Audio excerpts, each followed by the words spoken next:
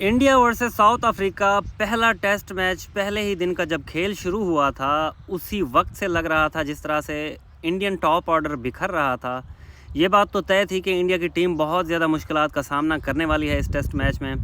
लेकिन उसके बाद केएल राहुल आते हैं और एक ज़बरदस्त सी सेंचुरी लगाते हैं, कमाल की वो इनिंग्स खेलते हैं और एक ही बंदा ठहर के अपनी टीम को सहारा देता है, 245 रन्स तक ले जाता है। हालांकि पहले दिन बारिश भी हुई थी कुछ, लेकिन फिर भी 245 रन्स तक पहली इनिंग्स इंडिया की ले जाता है वो बंदा। 101 रन्स केएल राहुल ने शानदार किस्म की इनिंग्स खेल के बनाए थे और विराट कोहली ने भी 39 रन्स बनाए थे, लेकिन उतनी अच्छी इनिंग्स नहीं खेली थी। इसके अलावा तो किसी ने खेला ही नहीं था। खैर, उसके बाद जब साउथ अफ्रीका आती है तब वो भी कुछ लड़खड़ाते हैं, कुछ खेलते हैं, लेकिन डीन एल्गर जो कि रिटायर हो रहे थे उससे पहले उन्होंने जो शानदार इनिंग्स खेली वो इनिंग्स इतनी इंडिया को भारी पड़ी कि अकेली वही इनिंग्स इंडिया को ले डूबी और इंडिया तीसरे ही रोज़ कल 131 रन्स दूसरी इनिंग्स बनाकर तमाम हुई और 408 रन्स की जो एक ही इनिंग्स थी उसे पूरा ना कर पाई और एक इनिंग्स और 32 रनों से इंडिया पहला टेस्ट मैच साउथ अफ्रीका में हार गई। और ये एक शर्मनाक हार है। मुझे ख़ुद भी यकीन नहीं हो रहा था कि इस तरह से इंडिया की टीम बिखर सकती है, चाहे वो कितनी ही मुश्किल कंडीशंस क्यों ना हो, कितनी ही अच्छी बॉलिंग साउथ अफ्रीका वाले क्यों ना कर रहे हों, लेकिन सामने टीम इंडिया थी जो कि एक world class of course team है। वो 2 बार टेस्ट चैम्पियनशिप के फाइनल में खेली है और वो एक ज़बरदस्त किस्म की बैटिंग लाइनअप जिसमें रोहित शर्मा, शुभमन गिल, ऑफ कोर्स यशस्वी जायसवाल थे, उसमें श्रेयस अय्यर थे, विराट कोहली थे उसके अंदर। लेकिन फिर भी केएल राहुल जैसे बल्लेबाज कुछ भी न कर पाए और एक इनिंग्स और 32 रनों से इंडिया को ये शर्मनाक शिकस्त हुई है।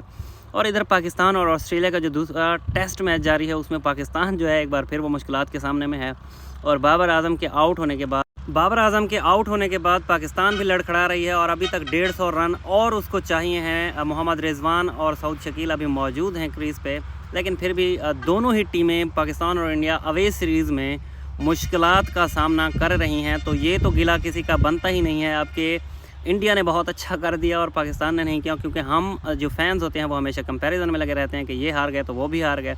अगर पाकिस्तान हार रहा हो और साथ में इंडिया हार जाए तो हम लोग कहते हैं कि जी चलो ये भी अच्छा हुआ कि इंडिया वाले हार गए, हालांकि ये हमारे लिए डूब मरने का मकाम है। खैर, पहली इनिंग्स साउथ अफ्रीका की जिसमें डीन एल्गर जो कि रिटायर हो रहे थे 185 रन्स की इनिंग्स खेली और उनके साथ साथ डेविड बेगिंघम ने 56 रन्स की इनिंग्स खेली थी और मार्को यानसन जिन्होंने 84 रन्स की इनिंग्स खेली। ये इनिंग्स इतनी तीनों भारी पड़ी इंडिया को कि 408 रन्स जो कि साउथ अफ्रीका ने पहली इनिंग्स में बनाए, दूसरी इनिंग्स में कुछ भी नहीं हुआ सिवाय एक लोन सर्वाइवर विराट कोहली थे जिन्होंने 76 रन्स बनाए।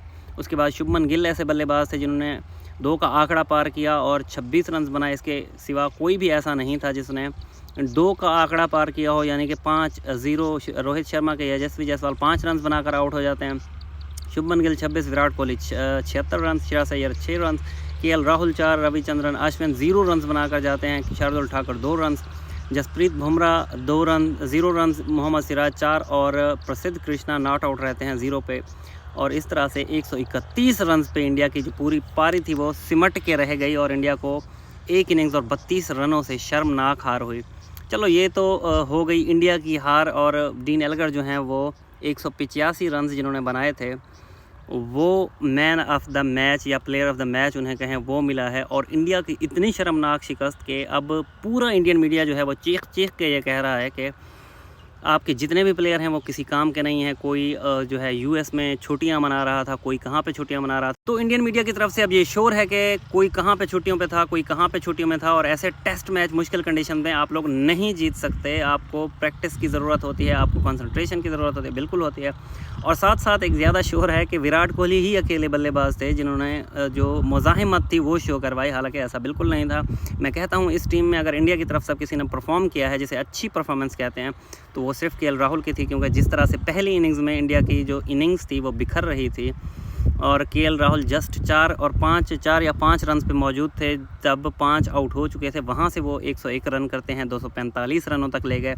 तब आपके बॉलर्स कुछ ना कर पाए, 408 बनाने की साउथ अफ्रीका को पहले इजाज़त दी, रन आउट भी कुछ मिस किए थे और उसके बाद आपने सिर्फ 132 रन बनाए जिसमें विराट कोहली के 76 ज़रूर थे। दूसरी इनिंग्स में बहुत अच्छी इनिंग्स ज़रूर खेली थी, लेकिन ऐसा नहीं था कि सिर्फ विराट कोहली ही खेले। आपको ऐसे बड़े मैचेस में तो बड़ा स्कोर करना होता है। आप लोग खुद कहते हैं किंग कोहली चेज़ मास्टर हैं, रन मास्टर हैं, किंग हैं, तो विराट कोहली को भी सेंचुरी करनी चाहिए थी। खैर उन्होंने अच्छा किया था। रोहित शर्मा जो कि मुकम्मल तौर पर नाकाम हो रहे हैं। एक बंदे के मैंने स्टैट्स देखे हैं कि साउथ अफ्रीका में रोहित शर्मा के एज ए कैप्टन 2.5 की एवरेज बची हुई है टेस्ट मैचेस में। तो ये कोई भी जो है ना किसी भी मैच के लिए, किसी भी कप्तान के लिए, किसी भी प्लेयर के लिए, किसी भी ओपनिंग प्लेयर के लिए, टेस्ट हो या कोई भी फॉर्मेट हो, कोई भी अच्छे आंकड़े नहीं हैं। इस तरह से आप लोग जो हैं वो मैचेस बड़े नहीं जीत सकते। अगर ऐसे परफॉर्म करना है तो फिर ऐसी ही शर्मनाक जो हारें हैं आपको वो मिलेंगी, 1 इनिंग्स और 32 रन।